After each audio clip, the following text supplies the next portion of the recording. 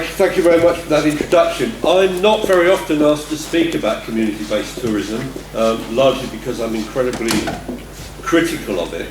It also seems to me that most of the conference has actually been about community-based tourism in Europe, and I'm going to talk about the situation as I see it in the developing world.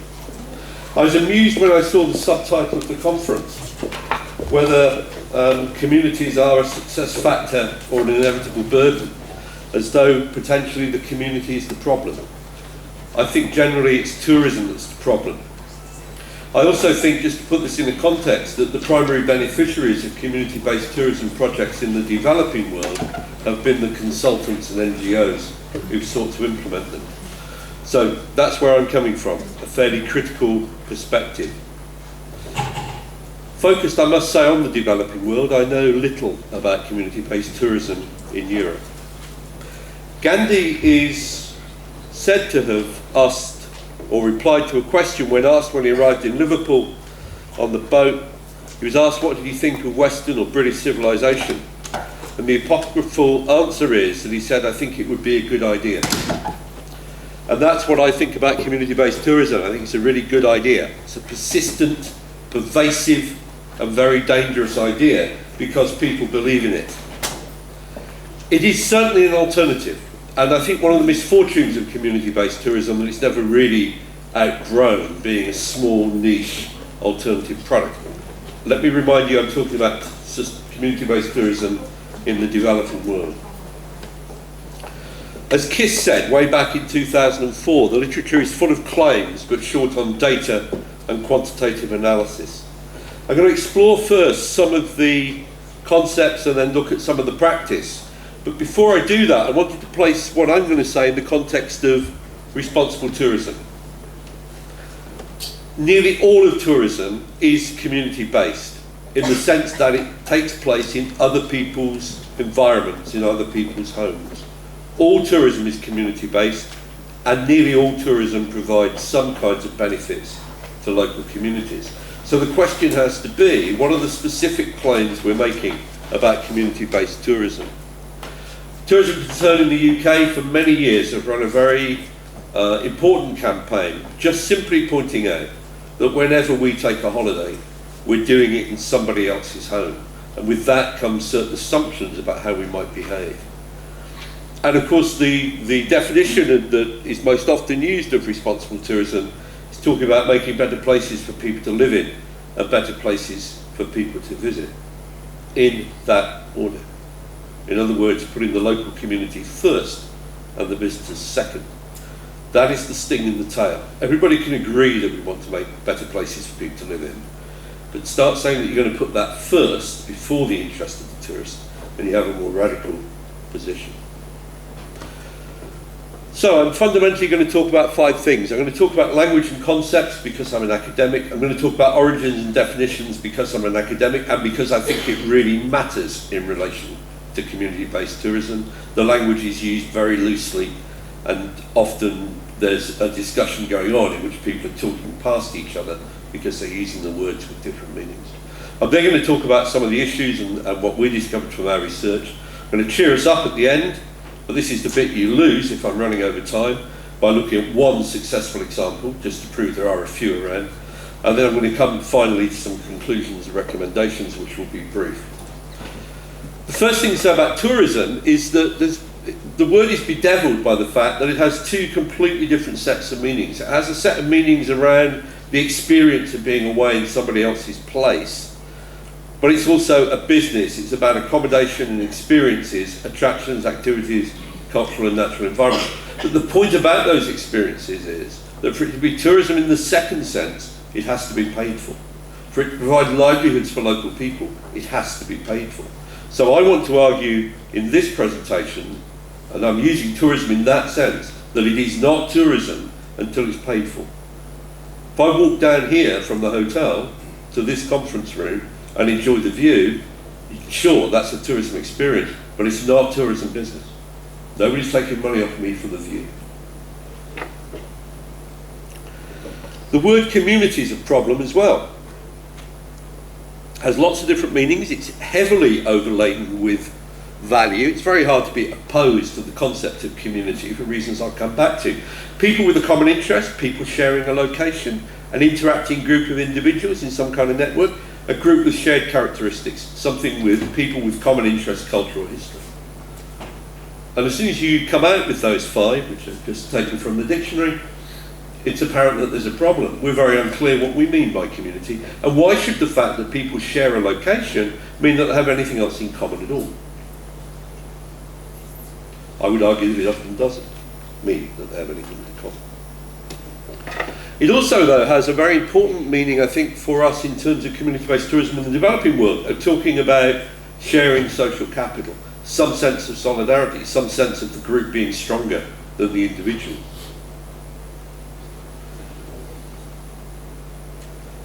It's also, I think, often the way that we think other people have rather more community than we do. They have community. We know, for example, from research which is unfortunately not published but undertaken by Saga in the UK with holidaymakers 50 plus, that most people going away on holiday, 50 plus, my generation, are looking for community. And why are they looking for community on holiday? Because they don't have it where they live. So they go abroad in part to find that community. It's one of the reasons that Gambia, for example, is a very successful holiday destination for people in their 50s from the UK. Now, if we look at the word in the Merriam-Webster online dictionary, the only synonym for community is neighbourhood. But look at the antonyms: difference, disagreement, discrepancy, disparity, dissimilarity, distinctness, unlikeness. It's unusual to see a word with so many antonyms and so few synonyms. But I think it indicates part of the problem. If I think about my community in Faversham, which is a small town of 17,000 people, I tend to see division.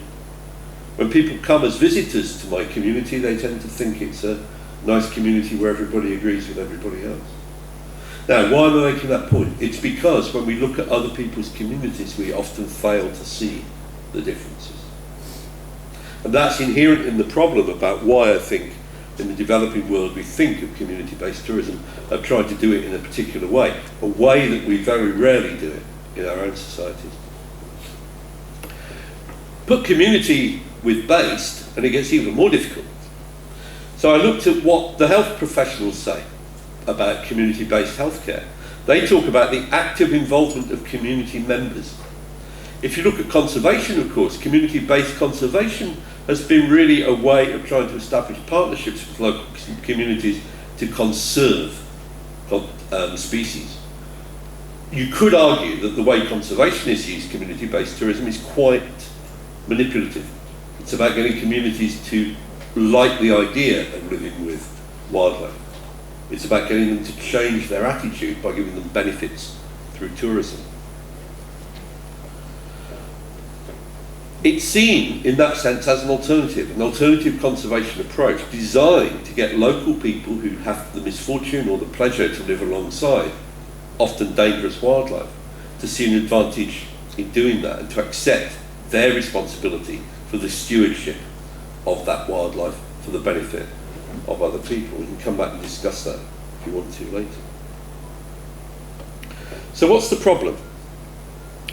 The problem is, I think, complex. It's a problem in the sense that we think there was a golden age when communities were stronger. We think that about our own societies very often, and we certainly think of it about other people's societies, and particularly around the wildlife issue. Communities are often idealised as being harmonious and homogenous, whereas in fact they're divided.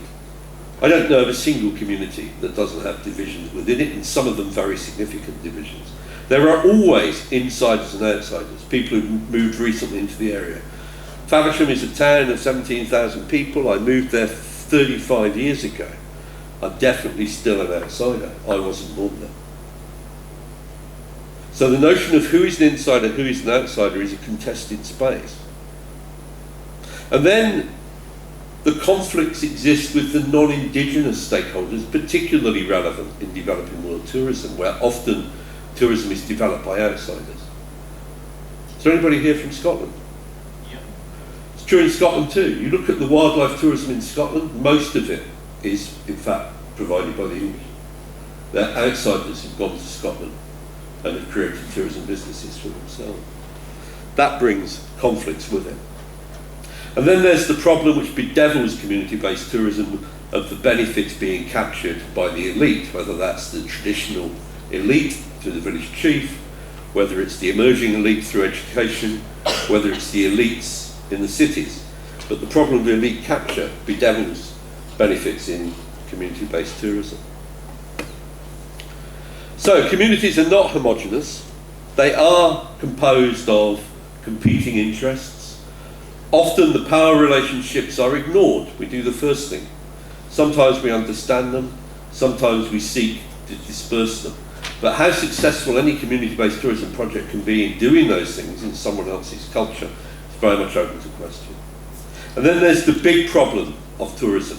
How do you get people to cooperate and collaborate together to bring tourists to a place, knowing that, of course, as soon as the tourist arrives in the destination, the competition begins. All the bed and breakfasts, all the camps have an interest in bringing people to the place, but once they arrive in the place or begin to make bookings, they're then in competition with each other. And managing that transition between cooperation and competition is a difficult problem for community-based tourism because it affects how those community-based tourism projects relate to the existing established infrastructure of the private sector and tourism in those destinations. The big problem, I think, if you're trying to do community-based tourism in the developing world, is that we're very vulnerable when the community says to you, well, do you do that in England or Finland or France? Do you organise community-based tourism like this in your country? To which the honest answer, of course, is that no, we don't. Kirsty Blackstock wrote a very interesting critique of community-based tourism, which was published predictably not in the tourism journals. But all the references, by the way, for these quotes are in the notes which go with the slides. She was looking at North Queensland. She identified 3 failings of CBT, even in North Queensland. First, that it tends to take a functional approach to what community involvement means. And you look at reports of community-based tourism projects and how successful they've been, it's all about how many people came to the workshops and how many hours they spent listening to people talking. Tends to treat the host community as a homogenous block, I've made that point. Tends to neglect the structural constraints to local control of the tourism industry. The tourism industry is rarely controlled locally, let alone by a community-based tourism project in a local area. Tourism tends to be controlled by the supply chains, the delivery mechanisms which bring the tourists to the destination. Most people, after all, will have decided where they're going to stay before they arrive in the destination. There's only a few people who travel not knowing where they're going to stay the next night. The more radical critique, Manyara and Jones, talking about Kenya, talked again about the conservation orientation, talking about support agencies preferring partnerships with white investors, inadequately addressing the community's priorities, foreign resource control, heavy reliance on donor funding, and community-based enterprises therefore promoting neocolonialism and reinforcing dependency, which is the traditional critique, really, of community-based tourism. This map of Palawan in Puerto, which is the kind of final green frontier of the Philippines. I did some work there at Puerto Princesa Park here. And you might think it odd that someone would choose to try to build a community-based tourism lodge here on this island, surrounded by a fairly hostile sea, in an environment where the boats are not particularly stable.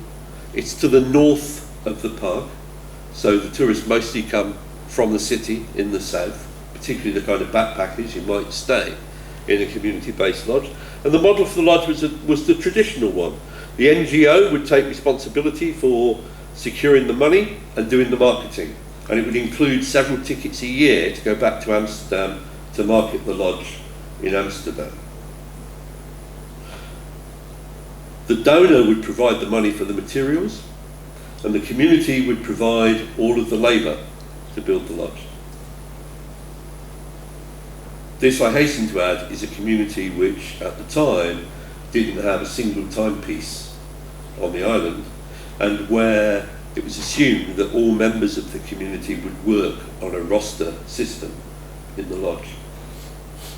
Now that's got great difficulties in a society which has not been ruled by the clock. It means you actually need to provide hospitality skills for the whole community, not just for a subset of it. The thing that really upsets me about that kind of proposal is that most of the money is effectively going to go to the NGO. The community, in my view, are being exploited to provide free labour to produce a lodge, which in all probability will never be commercially viable and will not produce livelihoods for those people. Luckily, that lodge didn't get built, but many lodges have been built on the same principle. It's a tendency to forget that communities have costs. If you engage a community in a community-based tourism project, you're asking them for their time and their labour. They're entitled, in my view, to be paid for, but we don't pay for that. Their labour, their time has value. Significant opportunity costs for them. And of course, for the poorest communities, the cost is prohibitive. They cannot afford to give up any time from hunter and gathering or farming activity. So for them, participation in community-based tourism is completely impossible. Now this is the other end of the problem. This is, in fact, a UN development agency funded project in the Gambia. It is now open. It opened, as far as I can see, from the web a couple of months ago. I know for sure it was closed for 2 years after it was built. There are not many bird reserves in the Gambia. This is one of the most accessible ones. And it's not a very attractive site. It's a former quarry. But they built the lodge right in the middle of the bird reserve. And because they couldn't attract people to stay there, they've now built a conference centre. So the UN is basically, or UN agency, has funded the development of infrastructure for community-based tourism to the serious detriment of the conservation resource, which is supposed to be the attraction. And it stood empty, fully furnished with the bedclothes, all the rooms made up, for 2 years before it finally opened a couple of months ago. Mann wrote a very useful guide to community-based tourism projects around the world, published by Tourism Concern in the UK. His definition of community-based was anything that involved genuine community participation and benefit. Now the problem with the definition, which is that broad, is it applies to almost any kind of tourism. Because in almost any kind of tourism, local people will be employed and will be benefiting in one way or another from it. I don't think that will do. If you look at the origins of community-based tourism, it really traces back to the 1980s integrated conservation and development projects, which were set up by conservationists as an attempt to try and persuade local communities that they wanted to live with wildlife. As early as 1992, Wells and Brandon, in a review, looked at ICDPs and said it was extremely rare for a revenue share to actually end up with local communities. In other words, local communities very rarely benefited from these ICDPs. That research was 1992. The lack of evidence of beneficial impacts didn't, however, dent the enthusiasm of the donors and the NGOs and the conservationists for setting up more. We've known since 1992 that the community rarely benefits from these things. They're still being set up now. WWF have a definition. They talk about tourism that takes environmental, social and cultural sustainability into account, managed and owned by the community, important expression that, managed and owned, for the community with the purpose of enabling visitors to increase their awareness and learn from the community about their way of life. So for them, it's a form of tourism where the local community has substantial control over and involvement in the development and management of tourism. So it's really about the empowerment and the benefits which go to communities from the point of view of WWF International. So the definition that we used when we came to the research simply that tourism was owned and or managed by communities and that it was intended to deliver wider community benefit. In other words, that there was a benefit to the community as a whole, not just to the individuals who worked in the enterprise. So general community benefit beyond the individuals who worked in it, and the tourism should be either owned or managed by the community. Now, what's the point of a community-based tourism project? I mean, given that it's something different from other kinds of tourism projects. I assume that community members have to benefit. Will their engagement in the project bring them a net benefit? Will they get more out of it than they've had to put in terms of free labour to build the lodge? That must surely be the test. Now, my fear is, if we apply that test, most community-based tourism projects in the developing world fail. Difficult to apply that test because for most community-based tourism projects in the developing world, and I suspect in Europe as well, but I don't know that, we don't actually know what the benefits are. We could, of course, easily measure how much money has been spent on NGOs, consultants, conservationists doing the projects. And I would argue that they are the primary beneficiaries of the projects, rather than the communities in whose name the projects are done. And we do know of a number of communities who simply said, no more, we don't want to play. It's happened in South Africa with the Cape Care route around Cape Town. The businesses, the community enterprises which were involved in that no longer seek support because they've seen the same thing happen. The money goes to the consultants and so on. Now, other people's evidence first before I come to the research that we did. Mitchell and Makowski looked at Rainforest Alliance and Conservation International projects. They looked at 200 community-based tourism projects, and they found that many accommodation providers only had 5% bed occupancy. That is not sustainable. They concluded that the most likely outcome for a CBT initiative is collapse once the funding dries up, and reported that the main cause of collapse was the poor market access and poor governance. Easy word, collapse, means it failed, went bust, decayed, building fell down. That's the least of the problem. The real problem is the damage that does to the community, which believed that something was going to work. It actually disempowers the community when a project collapses. 2006, ResponsibleTravel.com did a survey of 150 CBT organisations, along with Conservation International, revealed that 25 had a non-functioning email address, and of the 53 that replied, only 27, 18%, qualified as CBT organisations. And again, average bed occupancy was around 5%.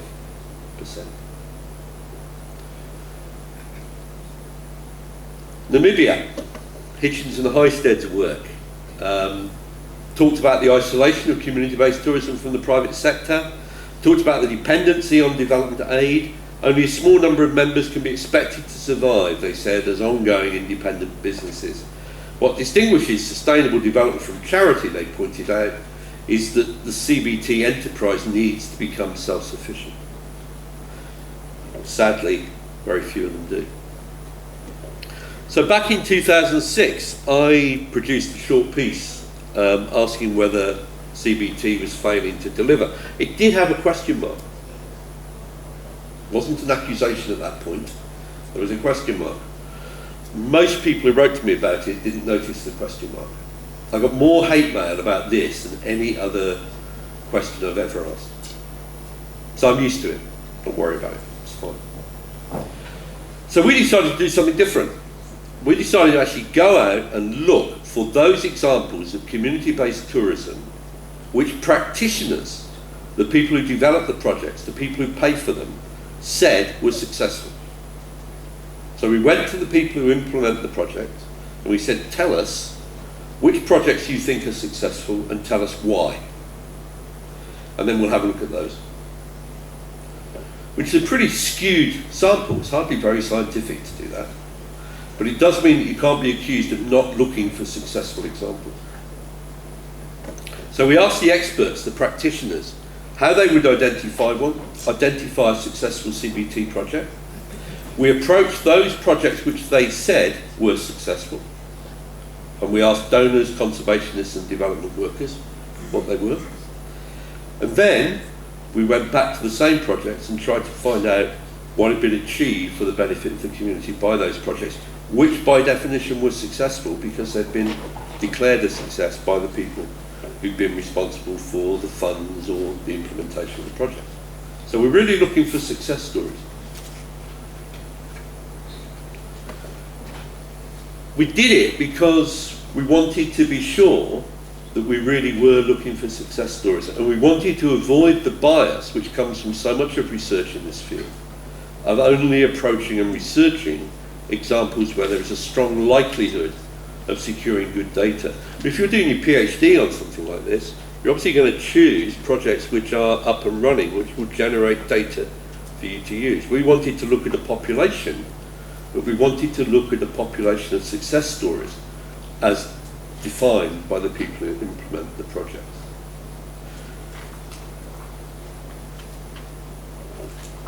It wasn't going to be something which would cheer us up, was it? So the first thing we got was expert criteria for success. I put the data up in some detail for you, first, second and third priority. What's interesting is more than half identify social capital and empowerment as a primary reason. Now these were open questions. We gave people complete freedom and then clustered the answers. Local economic development and livelihoods you would expect to come through strongly. Commercial viability gets mentioned first by 20 respondents, then hardly at all in second and third responses. So it comes quite low down. And collective benefits, which in the academic literature are fundamental to community-based tourism, totally insignificant, less than 7%. If you just do it by categories across the lot, it's not a lot better. Collective benefits come in last but one with 12%. What that tells you is that the collective benefits are mentioned to people, but they're mentioned well down the list of choices. Social capital and empowerment is the main thing. Now let me say this now because I'll forget to say it. If most of the projects fail and they're successful because they improve social capital and empower communities, that's a pretty disastrous own goal, isn't it? If your purpose is to build social capital and to empower communities and the project fails, you've really failed spectacularly, because what you've done is damage the social capital of that community. So, benefits go to individuals or households in the community. There are collective benefits which go to the community as a whole, for roads and so on. There's community benefit where there's a distribution of benefits to all the households in the community, that's a cash payment of some sort, and where conservation initiatives with community and collective benefits occur. Joint ventures apply and are community-based tourism where there's assumed that there'll be a transfer of management from the professional company to the community, and there are quite a lot of those. Will obviously apply where it's community-owned and managed, where there's a private enterprise with significant community benefit, i.e. a benefit which goes to the community as a whole at the household level, or so that there's a cash payment at the household level, or at the community level where there's the provision of a portable potable water supply or a clinic, for example, which would be a community benefit. Where there are product networks, where there's a community enterprise within a broader cooperative, and that's the example I want to look at the end to cheer us all up, and where there's a private sector development within a community-owned reserve. And we see more and more of those in the Responsible Tourism Awards that I chair, where you're seeing a private sector developer working with, particularly in Kenya, with the group ranches, working with a community-owned reserve. But if knowledgeable practitioners are not using the criteria that the academics have used to define the concept, where does that leave the definition? If all of these things are criteria for community-based tourism projects which are used by practitioners and yet none of these match the academic definition that you find in the literature, where does that leave the definition?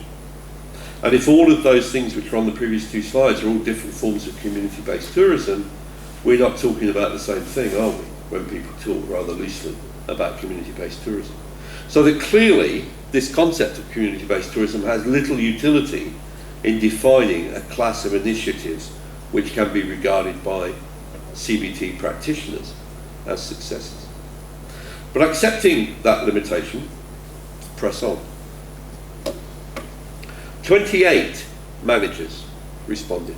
That's from 116 sites. We managed to get 28 responses. We did work quite hard. Of those 28, only 15 can be regarded by any criteria as community-based tourism, in the sense that they're community-owned and managed, and there's some element of collective benefit ranging between 5 and 100%.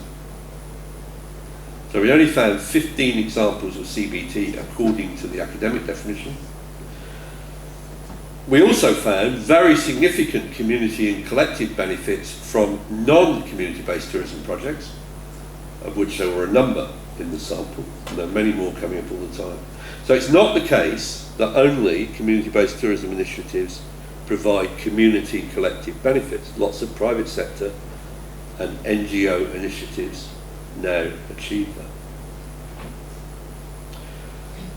Only 2/3 of those projects, only 2/3 of the 28, reported that benefits were provided equally. And there are a number of reasons why that wasn't possible, and some of them are very obvious. If the community is very large, all the members of the community cannot derive benefit in any meaningful sense.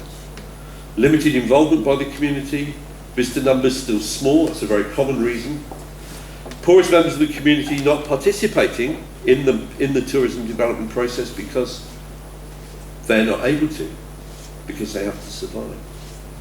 Communities are hierarchical, and often the elites gather the benefits at the expense of the poor and the marginalised. So finding examples of CBT that meet the ambition is very difficult. And then you see this. This is the ranked importance of the criteria for managers and experts. What is interesting is collective benefits are way down at the bottom for both groups. Unimportant. But the significant differences at the top. Improved livelihoods, important for managers, but not so important for the experts. Social capital, very important to the experts, not very important to the managers. So even within the professionals, if you like, working in this field, the experts and the managers of the existing projects, the initiatives which the experts have told us about, significant differences of view between them. So we've got a marked disparity of views of the experts and the managers, and neither the experts nor the managers place very much importance on collective benefits, place 8th and 9th respectively. 5th and 6th in terms of attitudes to the market. It's quite interesting, isn't it? Here's the only mechanism which can bring any money into the system, which is the ability to sell the product, and it's ranked 5th and 6th by both the experts and the managers. That's the whole point about CBT. It is alternative, and they don't want to make a connection with the mainstream industry or don't know how to do it. So the market access of CBT projects is therefore generally poor. What we do know is that initiatives with good linkages do significantly better. Not surprising, because they have a flow of money flowing through the system, because they're able to sell the experience and the accommodation. So of the 15 which we looked at as community-based tourism which was successful, only 6 were economically sustainable. 2 were joint ventures, so forget about those. And then there are just 4, one in Uganda, one in Tanzania, one in Ethiopia, and one in Namibia. Now, I'm sure there are more successful community-based tourism projects than this in the world, at least I hope there are, and I'm about to tell you about one of these 6. But there must be more. It's just that we don't have the evidence. La Yunga, Bolivia, is a lodge built by an international NGO with the local community. In their first year of operation, this is a lodge, they had 60 visitors in the whole year, which gave them bed occupancy of 2.7%. Well done, international NGO. After the NGO had left, the community noticed that these 60 visitors, the bit they really enjoyed wasn't staying in the lodge. It was to walk up the river, up the watercourse, to the lodge. So the community on its own developed a walking trail, which in 2005 attracted 1,000 people, paying $1.80 to walk that trail, plus guide fees and other purchases from the community, gave them a gross of over 1,800 US dollars. So, what that demonstrates is that the focus on accommodation is often misplaced. The community benefited far more when it provided an activity, sold souvenirs and medicinal plants. So that would be the logic. Don't focus on accommodation, focus on experiences. Which brings me to the good example I wanted to talk about, which is Kahawa Shamba, which is on the slopes of Kilimanjaro. It's near Kilimanjaro Airport. It's basically a simple experience. It's a coffee tour with local people, local lunch, an explanation about coffee whilst visiting the plantation, coffee berry picking, explanation about organic treatment and fair trade, the processing of the coffee berries, coffee drinking at the shamba with the farmer, and an opportunity to purchase coffee at the end of the tour. Now, why is this so successful? In part, because it's on the slopes of Kilimanjaro. It takes place in the afternoon when people arrive off their international flight from Amsterdam. And it's pre-scheduled groups coming in. It's the group's first experience of being together as a group, and they do it along with local people. The process by which it was set up, I think, is important.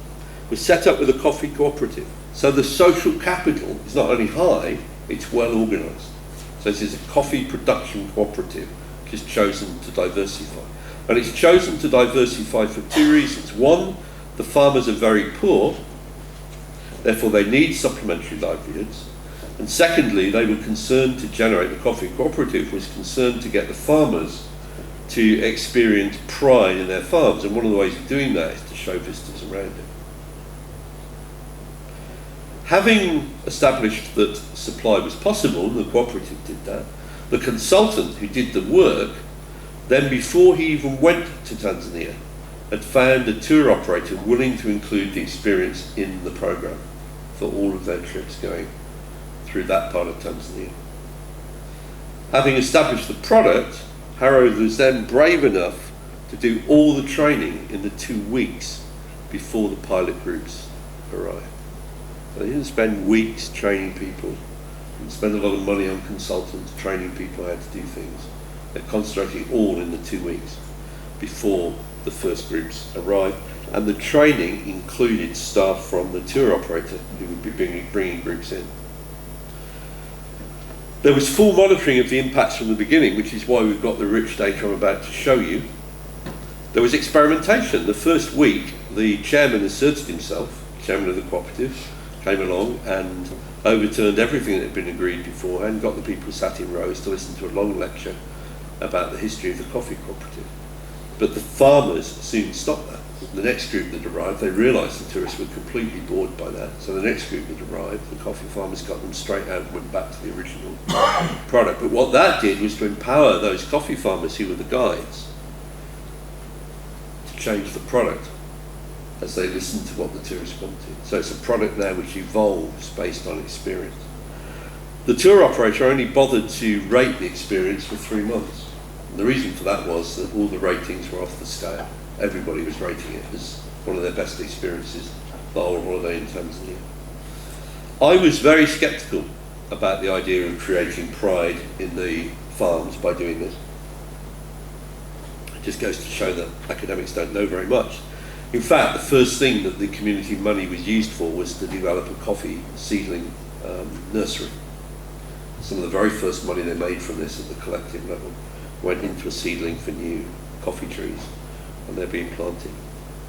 Just a few slides to give a sense of the strength of the experience. And this is the romance of the thing. It's the coffee farmer showing Dutch tourists around his field, talking about each of those coffee bushes and how they've been looked after from seedling through to production, all the problems of disease and so on they had to deal with. This is the coffee pulping going on after they're collecting the berries. And of course, by now, they're not really talking about coffee, they're talking about football and school and kids. Dutch lady here crushing the coffee beans. She was supposed to share it. Everybody was supposed to have a go, but she didn't. 20 minutes, she crashed away at that. This guy was supposed to share too. He didn't quite get around to it either. He was too busy roasting the beans in a bit of crockery over the fire. Produces absolutely appalling coffee, hideous to drink. But I'm sure for the people who did that, it was one of the highlights of their trip, not because of the quality of the coffee, but the quality of the experience of actually picking your own beans, roasting them, or having one of the members of your party roast them, and then grinding them up and eating them, and drinking the coffee. So there's the revenue. It cost about $30,000 US to set this project up. And you can see in the first 6 months, they've already earned back over $10,000 US. Now, nobody wants the money back for the investment, but as a rate of return on a community-based tourism project, that takes a lot of beating. And you can see that most of the revenues has come through from the coffee tours, the campsite, and the lunch. They'd only had 52 groups. They'd taken $10,000 US off those groups. The distribution is similarly transparent. And this is actually based on their own books. You can see that 35% of the monies is going to the Community Development Fund. The tour guides, the farmers, are only getting 7%. Which you might think is unreasonable. But one of the challenges is that the coffee farmers who are doing this are making as much from the coffee tours as they make from their farming in a whole year. But it's essential that the coffee money, the coffee tour money, is incidental, that it doesn't become their main source of income. These are not professionals in tourism. They only have tourists 10 Mondays a year, 10 Monday afternoons. Because it's important that the product is developed with other tour operators, with other coffee farmers. There's a lot of coffee farmers on the slopes of Kilimanjaro. It shouldn't all go to one. So it is an additional source of income. And there's an estimate of the net income accruing to individuals by group, and you can see that an awful lot of money goes to the chairman. So we still have a bit of elite capture going on, even in this scenario. But from a cost-benefit perspective, a small investment by the community in training and the use of communal land produces the income, and from the point of view of the investor, whoever that is, a third of the costs have been earned back in just 6 months. This is probably the most successful pro-poor or community-based tourism project I've had the good fortune to see. It's the only one which I really wish I'd done. I had nothing to do with this. I was asked to evaluate it afterwards, but it was a remarkable success story. So, you'll be relieved to know I'm going to shut up in a minute. 3 slides to go. Donors, these are the recommendations. Donors should expect managers to report on the impacts of initiatives. They don't, therefore we don't have the data. Should expect detailed reports of the community's engagement in the management. It isn't just about the money. How is the community involved in managing it? Donors should assure themselves that the initiative will have an adequate market. They don't. Donor dependency is common. 9 of the 15 projects we looked at were still dependent upon or seeking donor support. That's a sure sign of failure.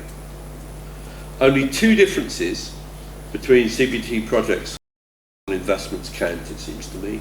One is that there are collective benefits at the community level, and in the farming case you can see 1/3 is going to the Village Development Fund, and the empowerment of the community. Only if it empowers the community does it count.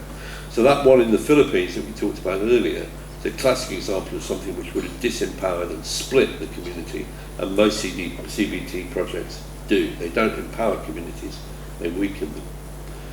So, 2 really big questions I think to ask. Who are the primary beneficiaries? And if the answer is that it's the NGO or consultants, the project shouldn't be done. And how has social capital been built or weaken. I think the big lesson from all of this is that we should be valuing the impacts over the form. The thing I make myself second most unpopular for saying is that all-inclusives aren't necessarily bad. CBT isn't necessarily good, all-inclusives aren't necessarily bad.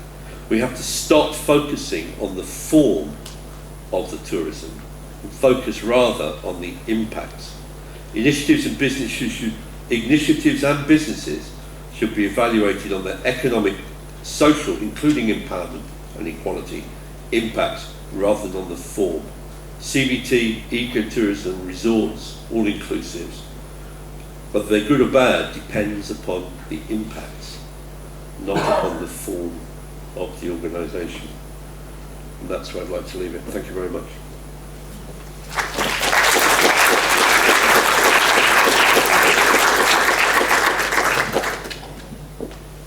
Thank you very much, Harold, for the excellent presentation, and you really proved that academics do know much. That's great. I'm not sure if the audience will agree with you, but we'll see. Yeah, we will see. Let's ask them. Any comments, questions? We have about 10 minutes time to discuss. Who would like to start? It's there. Maybe I...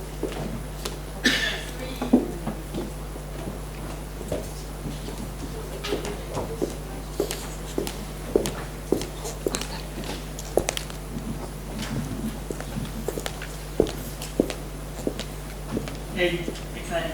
Hey, my name is Emily Hackett and I'm from the University of Helsinki from the Development Studies, and I'm doing my research in Nicaragua in the coffee communities, and I'm looking at the power relations between the local communities and the donors and NGOs, all the tidy guests that arrive to the communities and try to organize their lives. So as you can guess, I agree with a lot of critique that you presented to us today. What I would like to ask is the question of empowerment, and I'm thinking that I think empowerment is also a concept that is kind of that we do not use about ourselves. Like, I do not know how often I consider if I am empowered or not myself. It's also something that we kind of when we do this, we create the indicators and we evaluate the results. So my question is that, is it possible that when we're criticizing kind of this neocolonialist approach of developing tourism through community-based initiatives, that when we decide whether somebody is empowered or disempowered, or that we're kind of reproducing this ethnocentrism, or kind of the ethnocentric ideas of what development should be? If you understand my question, because I'm thinking in my example, for example, I could see that the failure of a tourism project can be also seen as a success. That the people can be empowered, I do not like to use the concept, but they can be empowered to resist the future projects. That there's this possibility that there's empowerment in that sense created. So that could we actually embrace the failure as success in these kind of projects as well? No. Does it make any sense? No. The question makes complete sense, but the answer to your specific question is no. But let me deal with the hypocrisy question first. It is true that most people in Europe don't think about empowerment in terms of their daily activity. It isn't true for me. I am, by training, a political scientist, and for me, that question is a key question. It's the only reason I run a master's course, is because I want to empower the next generation to do a better job than my generation did.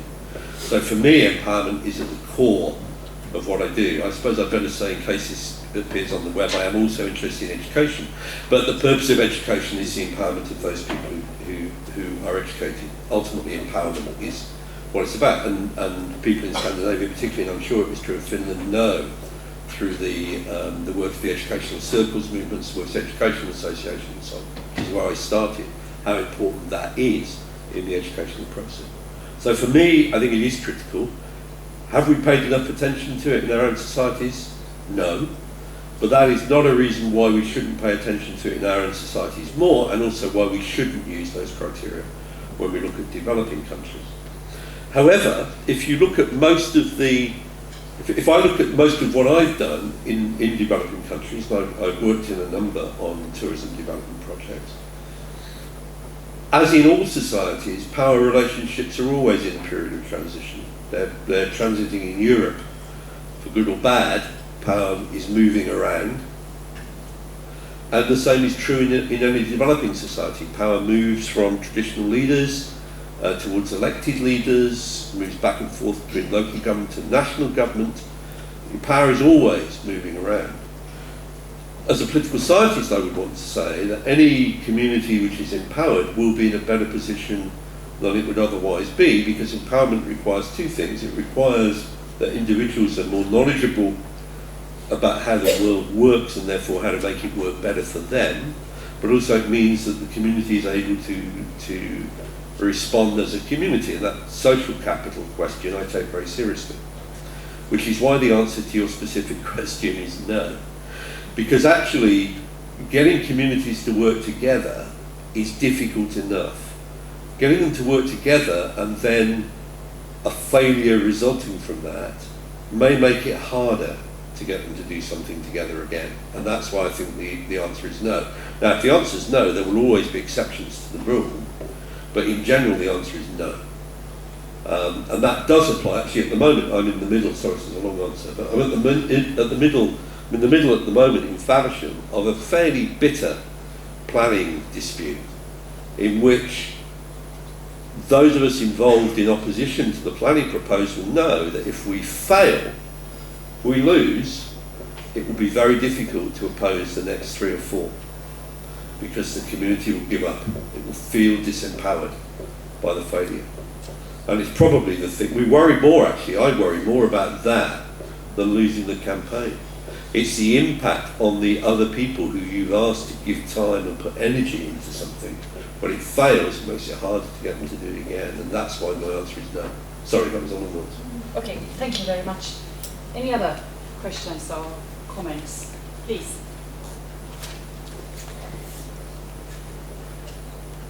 Okay, there, I will go.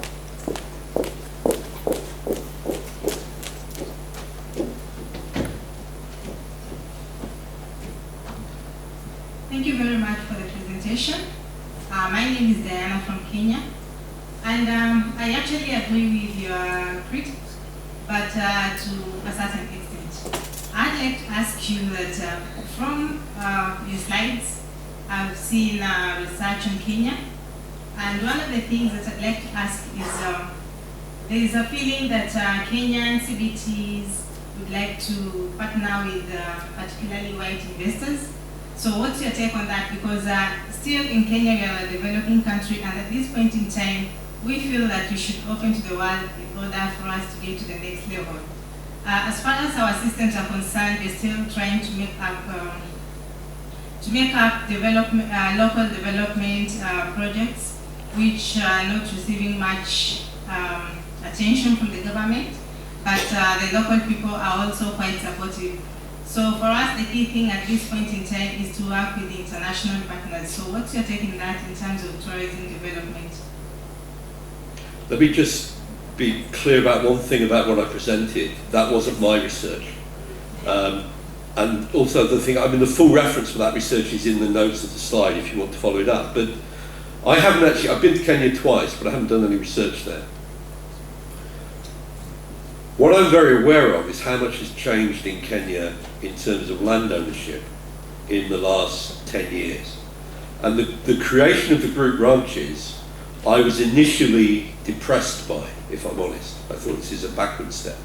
But in fact, I think the way it's rolling out, at least in some of the group ranches in the Mara, is, I think, very positive. And a lot of that has been around the more progressive conservationists who've had their fingers burnt doing it badly, working with communities who also have a long history of it not having worked out well for them, beginning to discover new ways. And just give you the rest of you, because this is in some ways a technical discussion for many of you, I realise, but one of the really big differences is that in the new models, the predominantly white, although they're not necessarily entirely white, but predominantly white and well-connected international businesses have shifted from giving a percentage of profit or turnover both of which can be fiddled, yeah, to giving a straight rental fee to the community. That's an enormous shift in terms of the empowerment of the community, because now it's assuming the business doesn't go bust, which is obviously still a risk, but assuming that the business does not go bust, the community can be sure that in the case I looked at recently, $1 million a year was going to be going to that collective group ranch. Sorry, that group ranch made up of private individuals, but within a group. It's not a collective, it's private ownership. But $1 million a year is going to be going from tourism to the landowners inside that group ranch, proportionate to the amount of land within the group ranch that they have. This is a new model, if you like, for something I would be willing to say is community-based tourism, but many, I think, purists wouldn't accept that it is, because it's individually owned land or family-owned land within what was collectively owned land. But it's significantly changed the amount of money going to communities. And I think the situation in Kenya is really exciting. It's still too early to say how well it's going to work out, but the early signs are very promising. And if you go with that model, you have no choice but to partner with those companies which are able to guarantee the supply of tourists, but partnering on a much better contractual basis than the original ones would have done. So I'm very hopeful about what is now happening in Kenya, but it is still early days, and we need to just recognise that. It looks very, very promising. Thank you. Maybe once more, who would like to comment or ask questions? Okay.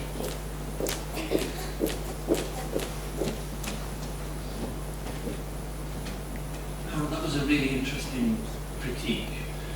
A couple of times you've mentioned the importance of the supply chain.